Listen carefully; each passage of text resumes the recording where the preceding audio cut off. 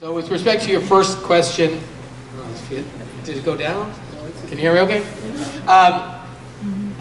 There was an original proposal some months ago, maybe, I guess it was last year, about in exchange for some funding that Senator Schumer made in connection with wall funding in exchange for DACA or comprehensive immigration reform, whatever.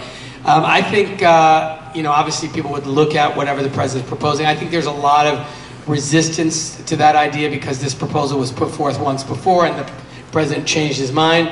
Also, if it doesn't make sense to spend $5 billion on a big concrete wall, it doesn't make sense to spend $5 billion on a concrete wall.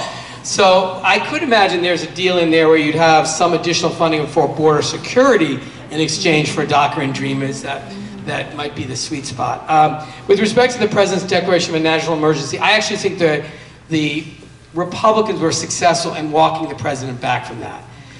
Principally because they realized the consequences of setting that kind of a precedent, that a president could just go around Congress by declaring a national emergency. And if the president got this one, you can only imagine what other national emergencies he would come up with. I think the other reason that they backed off of that idea is because they were worried that if a court, there's two things a court could do. A court could either say, we're not going to hear this. This is a political question. If the president says it's an emergency, we accept that. That would be very dangerous for us. But on the other hand, the other thing the court could do is they could say, we'll make a determination of if it is a national emergency, and they'd have hearings and bring in witnesses, and it would be impossible, frankly, to prove it's a national emergency. And I think the Trump administration also didn't want some court decision saying, there is no emergency.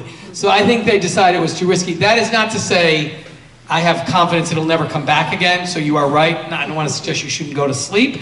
But we should all be vigilant about it. That would be a very dangerous precedent, and we ought to all, if it ever happened, there would be a legal challenge, there would be congressional action that would attempt to do a resolution of disapproval. Like we would not just accept it.